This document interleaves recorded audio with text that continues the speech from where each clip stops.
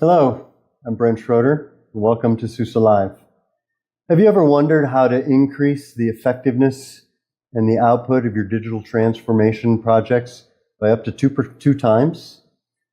A McKinsey study has indicated that having executive leadership engaged vocally, visibly, and in an invested manner dramatically increases the probability of success.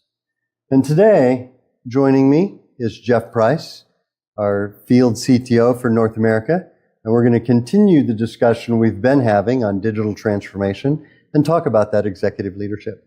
Thank you for joining me, Jeff. Glad to be here again, Brent. Very good. Been very good. So awesome. It's been a fast summer on this digital summer series that you're doing. So September already. Yeah, it's time to get going. So let's dive into this executive engagement notion. I want to start with what it means to be, visible, vocal, and invested. To get an executive and have that level of impact on a digital transformation project versus, say, a more passive engagement, and the difference of that, and what that investment level means. If it was easy, everyone would get it, but it isn't. And I think having a sponsor that is willing to put their skin in the game and be part of the team that is building the win for their organization. Likely the sponsor, the executive, is going to be very connected in some way to the outcomes. And therein lies another thing in making sure that you can put it in their own language.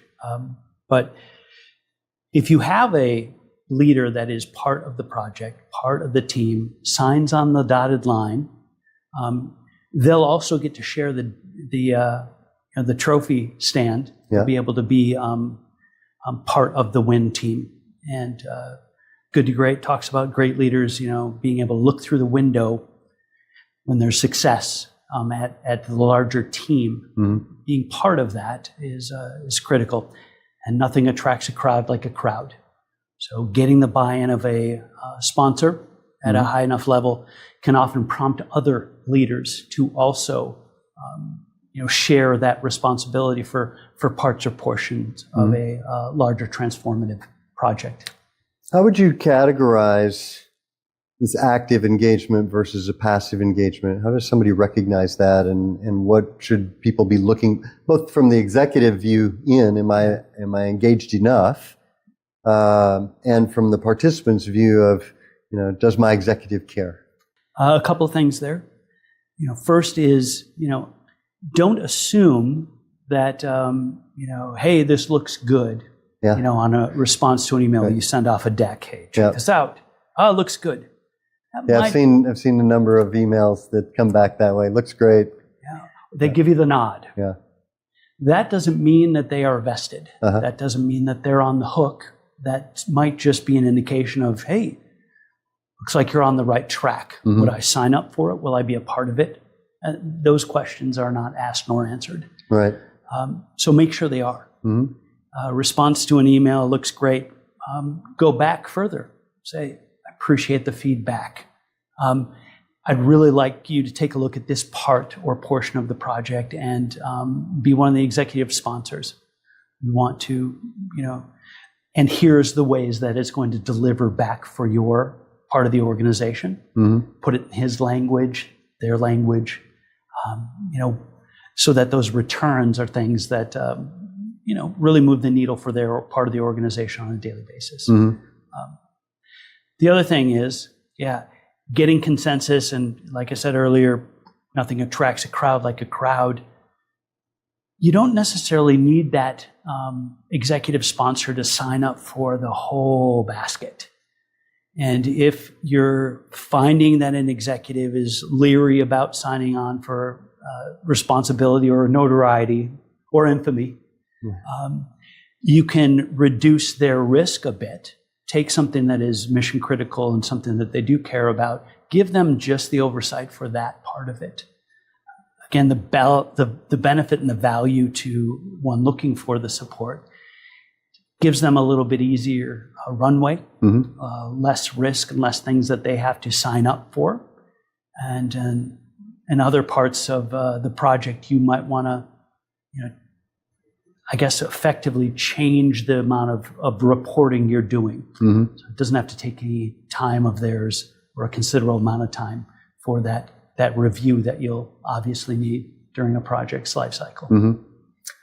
Now, the one thing I often find in these types of discussions with IT leadership, or when somebody brings me a project, it's many are really, I think to get them invested, it's really, you mentioned speak their language a number of times. And that language is typically how they're measured, right? In business terms. Yeah. The efficiency of the organization, cost of initiatives, time to market of new programs, technologies. Yeah. Tell me a little bit about the language of the executive and how project leaders and architects can kind of help bring that together and draw them in closer. Yeah, the term, I remember it, learned it way back in IBM days. An architect was speaking about the lingua franca. Uh-huh. What the heck is that? It's the common language. And if you can take, you were talking about key performance indicators, really, the bits and bytes that are, an organization is judged upon, or a leader is judged on, the key metrics of an org. If you can, for example, for a CISO, if you can talk about compliance, reduction of friction, reduction of risk is a big one there. Mm-hmm. If you can talk about to a CFO, get a beta,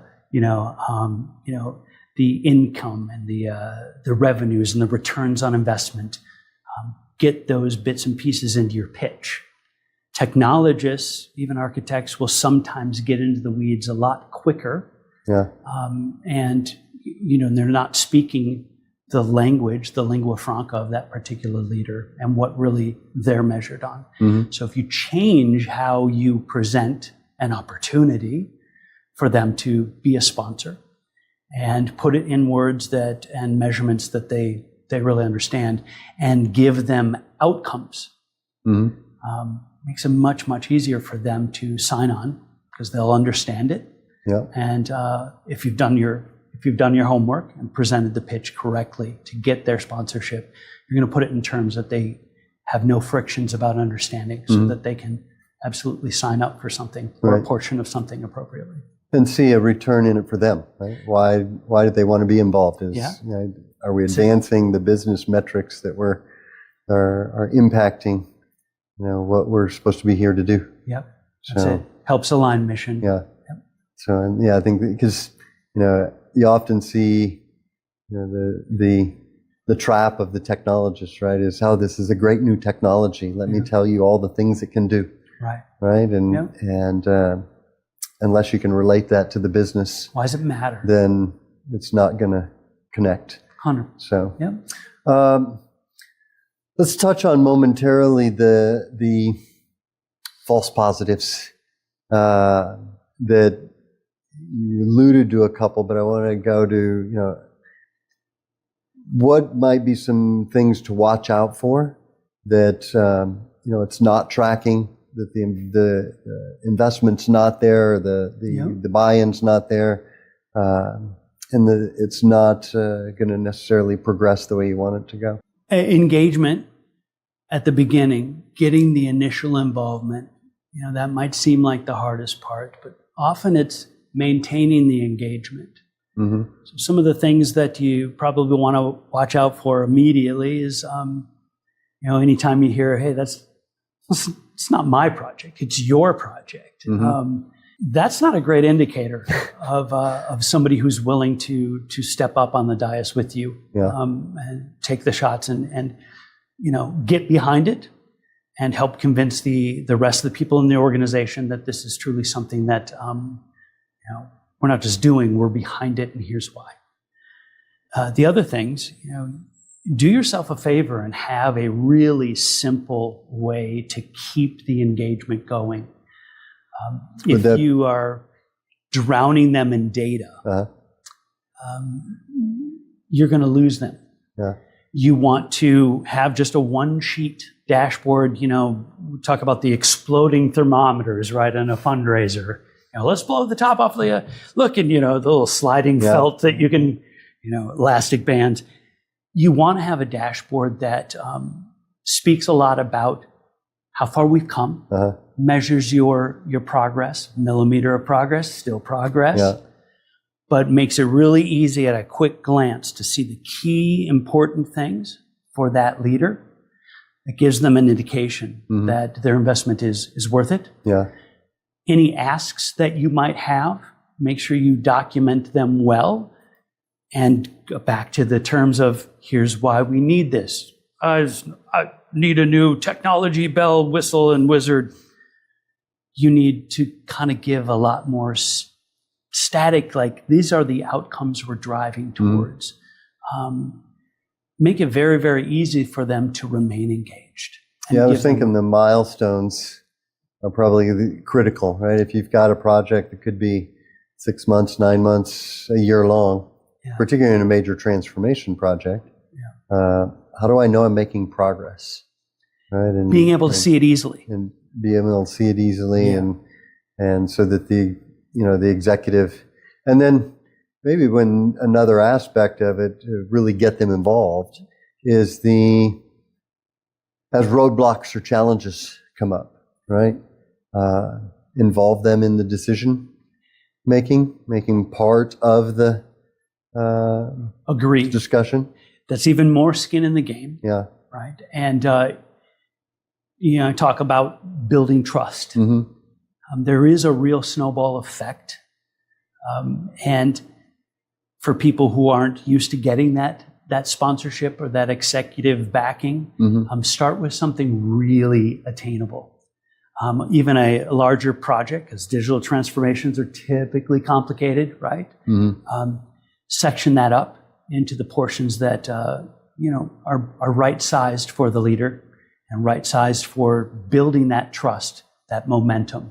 So as you talk about milestones, each one should be a little celebrated. You're not done, the race isn't over. Yeah. But each milestone that you do pass, there should be some significant contribution.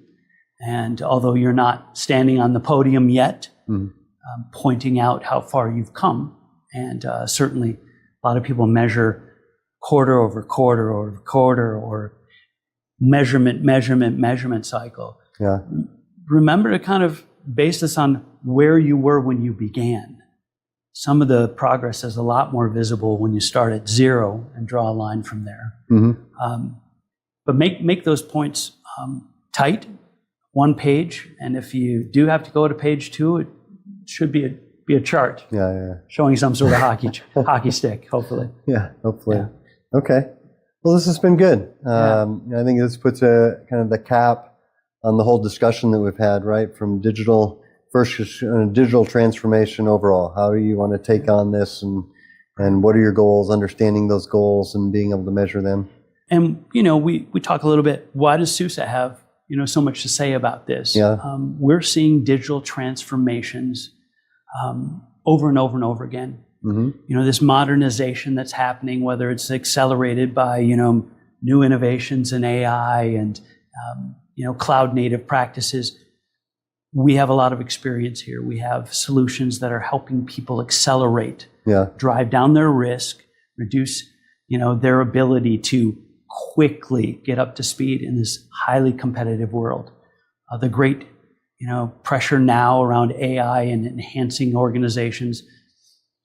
If it's not evaluating a criteria like friction and how it's reducing costs and how it's driving them down, innovations and improvements and how that's accelerating our returns, those things aren't going to be as easily won. Getting that support from your leadership, we help. SUSE is here to do that. Yeah. No, we do have a lot of very interesting capabilities and relevant capabilities to, top of mind CIO priorities coming up. So then in the close here, as you're looking at your digital transformation initiatives, going back to what we've talked about, the knowing what your goals are, is it measurable? How are you going to approach it? How are you managing your vendor and your supplier relationships? And do you have not just the executive, but the whole organization aligned around a common set of objectives, how you're going to measure this and track them? We work with many companies in this journey that they're going through from kind of the legacy or traditional infrastructure into a modernization effort and a modern infrastructure that allows you to bring together your virtual traditional world and a modern cloud native container world and operate them in a secure, scalable, reliable manner. So absolutely reach out to us. We'd be glad to talk to project teams and executives on some success stories on those journeys, and then have you join us on that journey. So with that, I want to thank you, and I look forward to seeing you next time on SUSE Live.